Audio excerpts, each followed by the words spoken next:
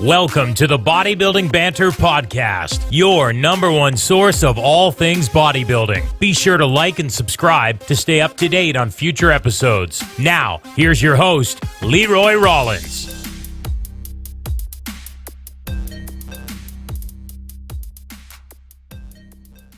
What is happening, guys, and welcome to the Bodybuilding Banter podcast, Q&A number 3.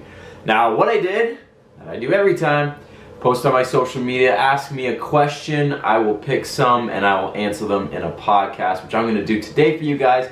And kind of the main subject of this podcast, Q&A, is all about prep. As you guys know, you've been following me for a while, you know that we are in the depths of prep now, under 6 weeks out from my first show of the year of 2019, and this is now my 7th show total, so we've been around the block a few times, so I figured, okay, you guys got some questions, I'll do my best to answer them as best I can. Now again, I'm going to reiterate right now, this is only speaking from my personal experience, what I've gone through, what I experienced. I can't speak for everybody else that's competed before, whether they're clients of mine, friends of mine, people that I follow. This is all based on what I do, my personal experience, so take this away for what you will, but just know that this is strictly for me, okay? So let's start off with question 1. Got them listed on my phone right here.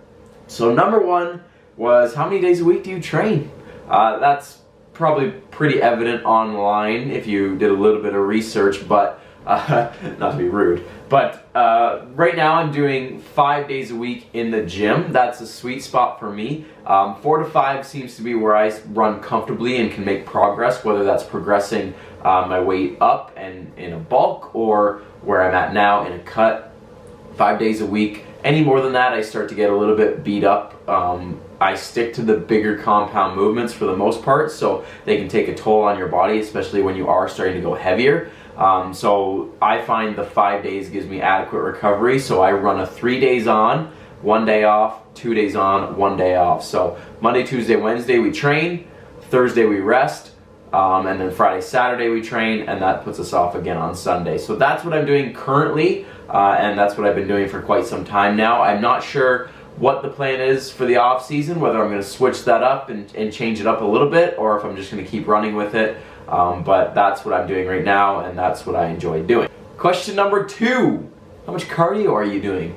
This is a good one because this changes as prep goes on. I'll start off by saying that in the off season I do very minimal cardio. I'm a big fan of going hard in the gym, going hard on recovery, and not really, causing any interference with that, for lack of a better term. So when you're doing cardio, you're burning extra calories. So in the off season for me, I'm like, okay, I want to use those calories to help fuel my body to build muscle. So I'm not going to do any cardio, and let's be honest, like, there's other things I'd rather be doing than cardio when I don't have to do it. So, but right now, currently at this stage in prep, we're doing 40 minutes fasted in the mornings, right? 6 times a week. So that is Sunday, Monday, Tuesday, Wednesday, Thursday, Friday. I get up at 4 a.m. before my work starts, and I get some cardio done.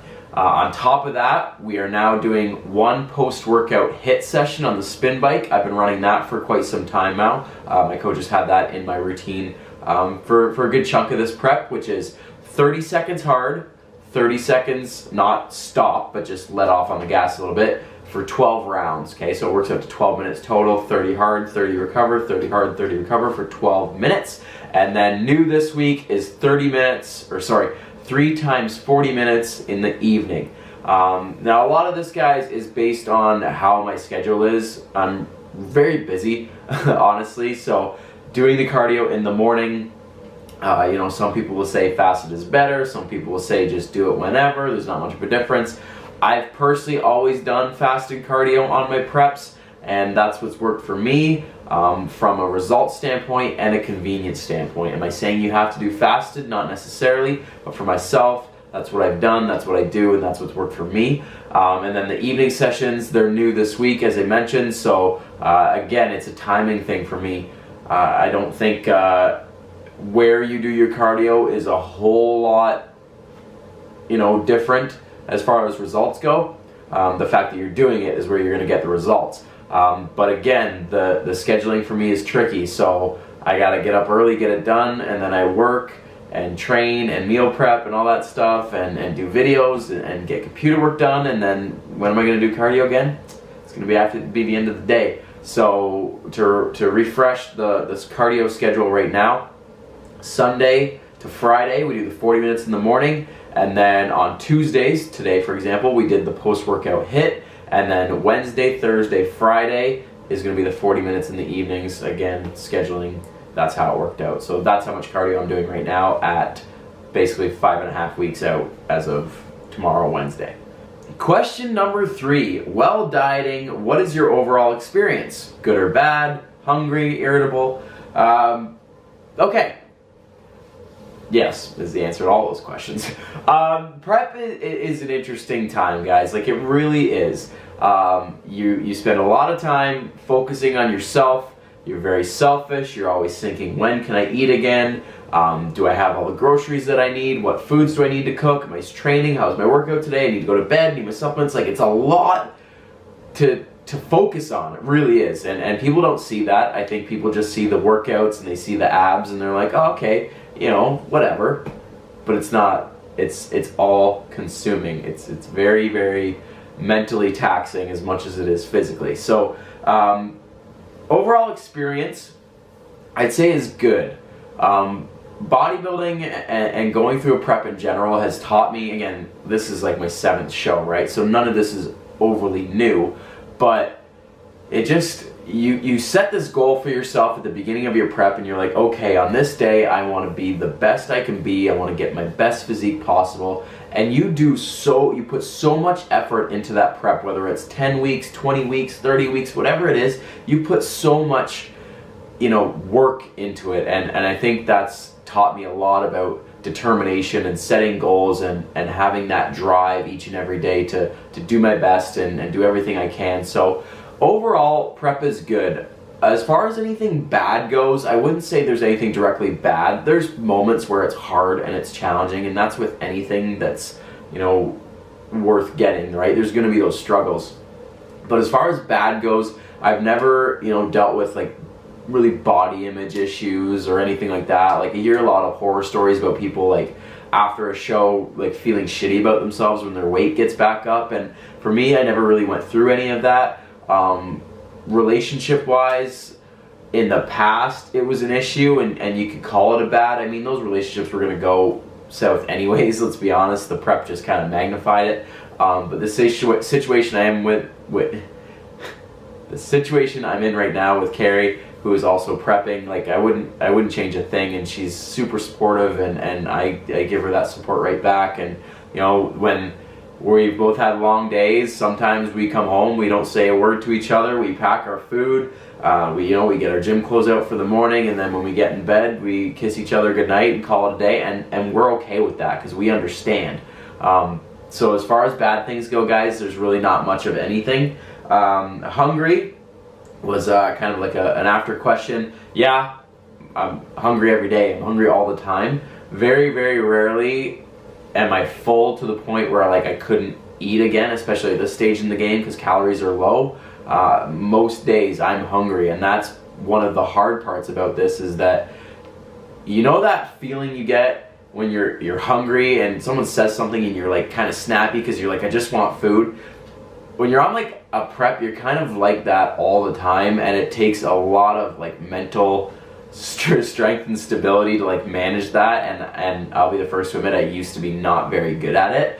I'm very mindful of it now, where if I'm hungry, like, I just try to slow down, and when people are talking to me and doing my work and all this stuff, I'm like, okay, like, you're gonna be okay, you get to eat again soon, and all these little things, but it doesn't change the fact that it is hard. And then their last one there was irritable, and yes, along with the whole hunger thing, like, you do get irritable, especially because you're tired a lot in the latter part of a prep, because you guys heard me say how much cardio I'm doing, and my calories are low, so you're just like tired, and again, the mental capacity of thinking about the daily checklist of my workout's done, my cardio's done, my food's prepped and packed. Like, there's just so many things that run through your head all day. It just kind of can get to you sometimes, and you get a little snappy and stuff. But again, I'm better at managing that now, and that just comes with experience and understanding it and learning that, like, okay, I'm gonna have these feelings of irritability, but I'm gonna process them, handle it, and not take it out on everybody around me. Question number 4: do I have any cravings, and what do I do about them? Of course I have cravings. I'm human, man. Cravings for me come and go. I find so I follow like a very strict, like some will call it bro approach, and I have opinions on it, right? I have a coach, and I am going to follow him, and because he's gotten me to places that I never thought possible as far as bodybuilding goes. I think there's other methods that can be utilized, but I'm not going to get into that. I got to try that for myself when the time is right. But for now, I follow a very, very strict plan, guys. Like, I eat the same thing every single day, the same amounts, usually the same timing. Like, it's very, very strict, very stringent. But again, that's what's got me results, and that's what is going to continue to get me results the rest of this prep. So cravings do start to hit, because you don't get to, satisfy them in a little bit. Like, there's so many options out there now that are like low calorie, right? Like, there's low calorie ice cream and like low calorie chips and stuff. Like, there's a lot of things that you can do on a prep that you probably couldn't have done 20 years ago because those foods just weren't available. And those can help curb the cravings. Whereas for me right now, because I'm on that strict protocol, there's times where I'm sitting there and I'm just like, oh, imagine like a muffin or a piece of pizza or whatever, right? Like, you know what I mean? Like, those things hit. And again, at the end of prep, when calories are down and the finish line is there, and you're starting to think about the foods you might want after, and it just starts to get to you. As far as what I do about them, you kind of just get over it. Like, I can't just go cheat, because then I'm screwing myself, right? So cravings, you just kind of suck it up and get over it. And again, there's ways I think you can get around it, with the foods that are available now, and 0 calorie sauces you can use. Like, there's a lot of methods that I think can help curb those cravings. But for myself and the position that I'm in and the path that I'm on right now, it's kind of just suck it up, buttercup, because you got 5.5 more weeks of following the plan, and then reminding yourself that those foods will be there when prep is done. It's not like the world's running out of chocolate chip cookies, and that if I don't have one now, I'm never going to be able to have one again, right? So it's just having that mentality and accepting that it's a short term, but it'll be worth it.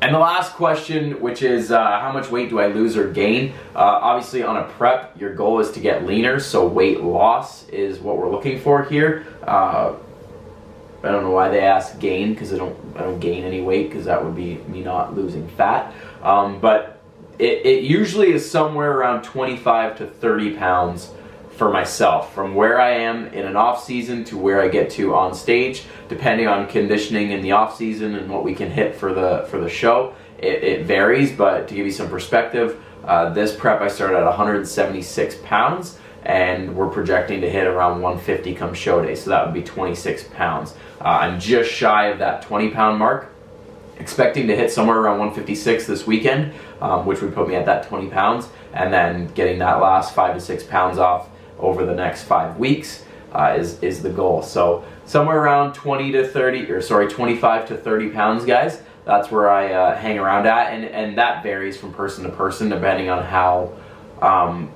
again, your conditioning prior to starting a prep, right? Some people start it leaner, and they only have to lose 10 or 15 pounds, where some people might start a little bit heavier, right? It's not unknown for people to lose 40, 50 pounds over the course of a prep. Mind you, they have to prep longer, right? Because if you try to lose 50 pounds in 12 weeks versus someone who has to lose 10 pounds in 12 weeks, that's going to be, I don't know if that 50 pounds in 12 weeks, like, you'd have to like starve yourself for one, which is not good, because then you're going to lose muscle, and that's the last thing we want on a prep. We want to maintain that muscle.